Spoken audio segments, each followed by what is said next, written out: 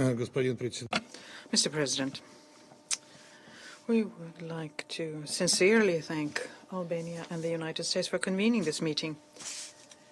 And I am saying this without any irony whatsoever. We ourselves were thinking of convening a Security Council meeting on Ukraine today, on the 21st of November, because this is a symbolic day for the continuing Ukrainian tragedy and a milestone in the context of the Ukrainian conflict. Because it is on this day, 10 days ago, anti-governmental protests in Kiev began. 3 months later, they resulted in a bloody anti-constitutional coup and the whole chain of subsequent tragic, not to say fateful, for Ukraine events.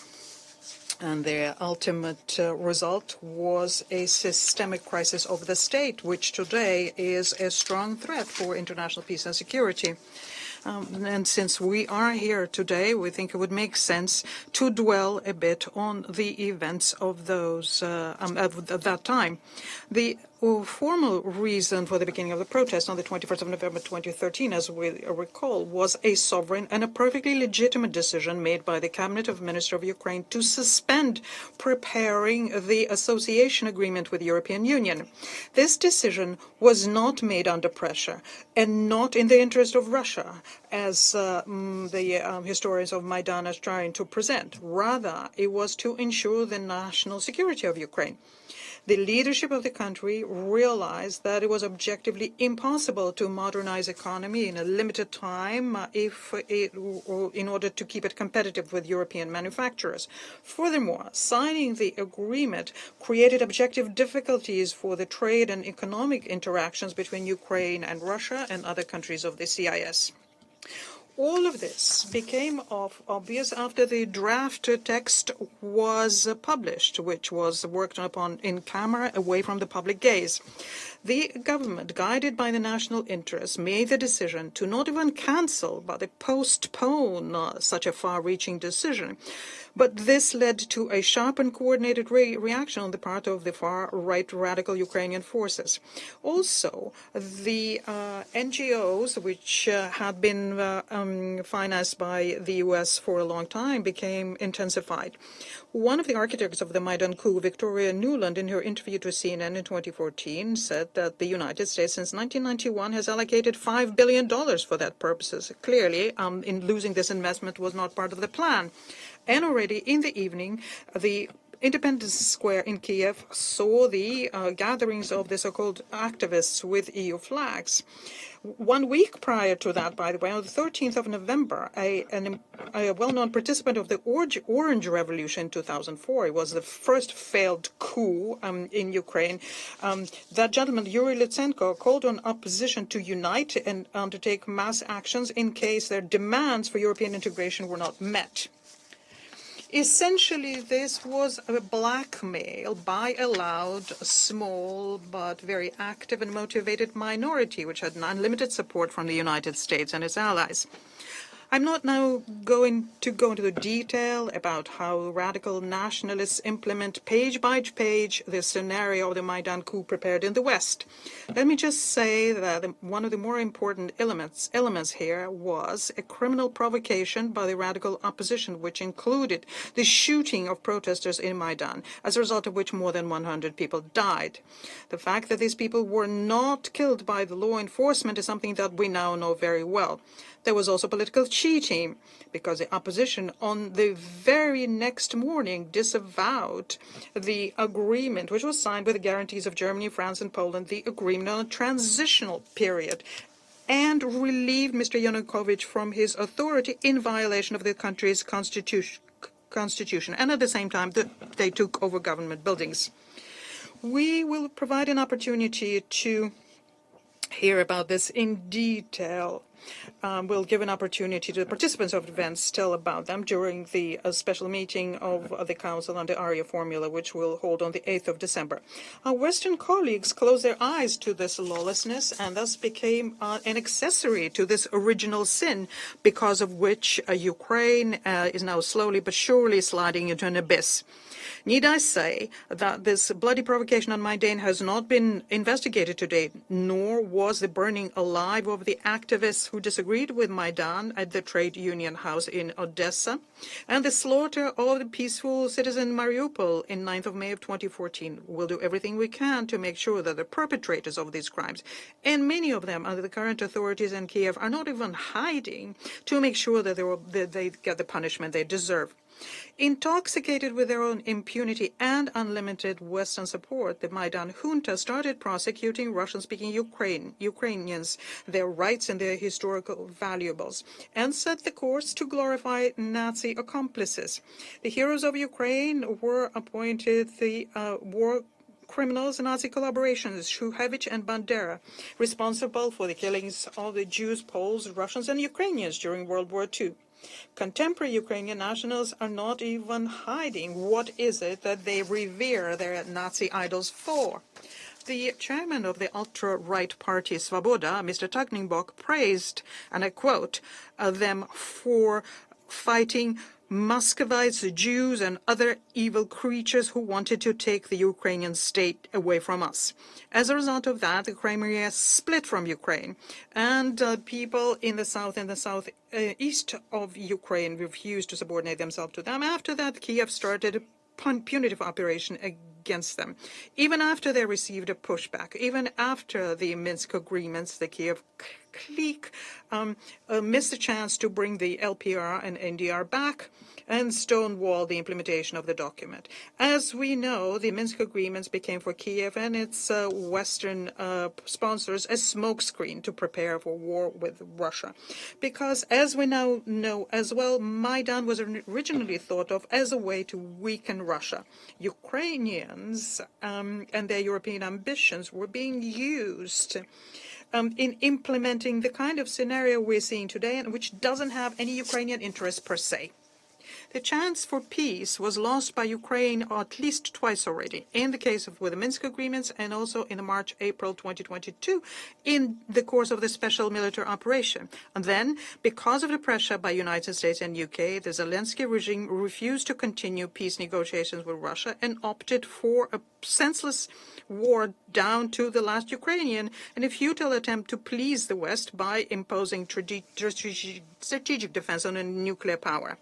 But, Mr. President, we remember another Ukraine before Maidan, the country with which we have historic, cultural, and family links, the people who shares religion and tradition with us, and this was reminded for us in the Council by a representative of Russian Orthodox Church on the 17th of November. There is no doubt today that 10 years ago, Maidan has become the event which divided the history of Ukraine into before and after period and split the entire Ukrainian society. And this was not a choice between archaic Russia and progressive West.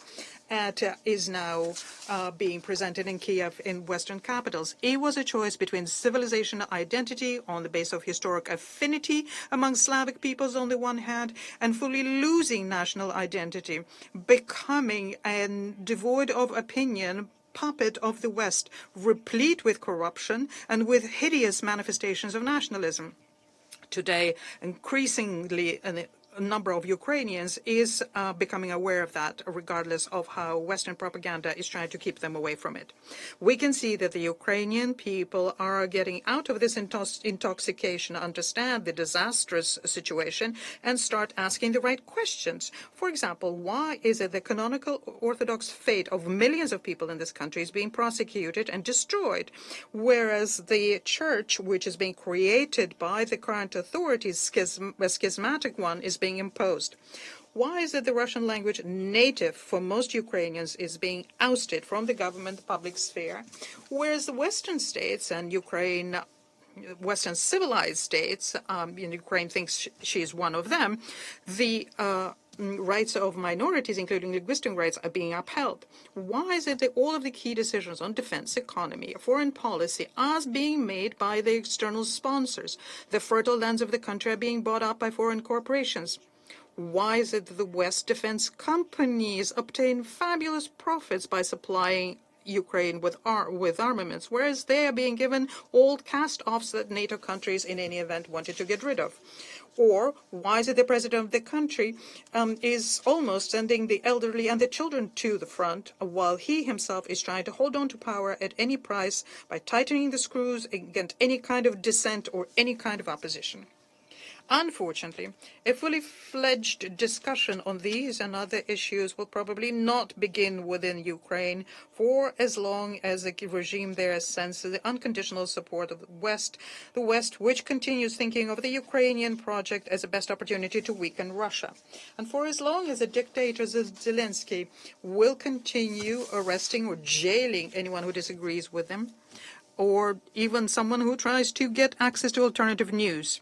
So far on the ground, the only thing we see is a frenzied desire by the Kiev regime to continue with their doomed attempts to inflict defeat on my country after the resounding failure of the so-called summer counter-offensive, colossal losses, using up military equipment, hundreds of thousands of munitions.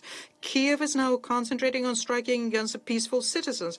For that, the long-range munitions from the West are very good.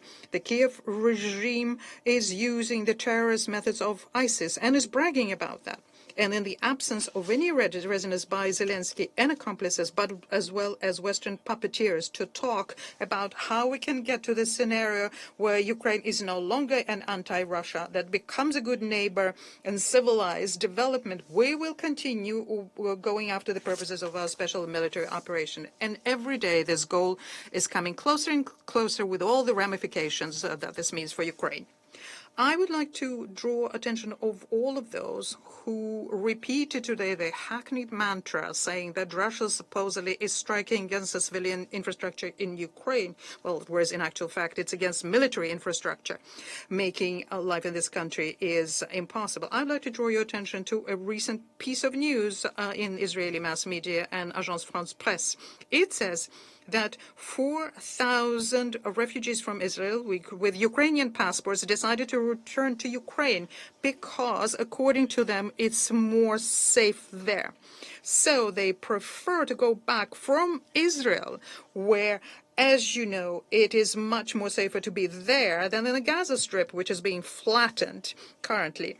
But this is a situation that our Western colleagues prefer not to notice because of their double standards. So let me repeat my question to you, the question that I put at the previous meeting we had on the humanitarian situation on Ukraine. How many meetings on the humanitarian situation in Gaza have you convened? Let me answer the question. Not a single one. It's easier for you to push forward lies and fabrications instead about the Russian attacks against civilians in the country where refugees from Israel want to come. I hope you understand ourselves how pathetic and inadequate that looks. I'd like to think so. Distinguished colleagues, the tragic experience of Ukraine should become a warning for all of those countries where the West recently has planted its networks consisting of tame NGOs and the agents of influence, getting ready to use them for their narrow geopolitical purposes. We can see that having launched this clockwork mechanism, the United States and allies will stop in front of no crime or victims and will go ahead with any kind of human rights violations and continue with the double standard. It doesn't matter how long we hear in this room about the so-called revolution of dignity. No one mentioned that today, by the way, even though it's a 10-year anniversary of the revolution of dignity and strengthening of Ukrainian independence. It is clear that 10 years ago, Ukraine lost its dignity and independence, and it hasn't regained it back because it hasn't overcome the original sin of the Maidan. And when it does overcome it, it will stand as a shameful black page in its history of Ukraine and the world as a whole, and as a grim reminder of what it costs when you reject one's own interests and fully subordinate to the West. I thank you.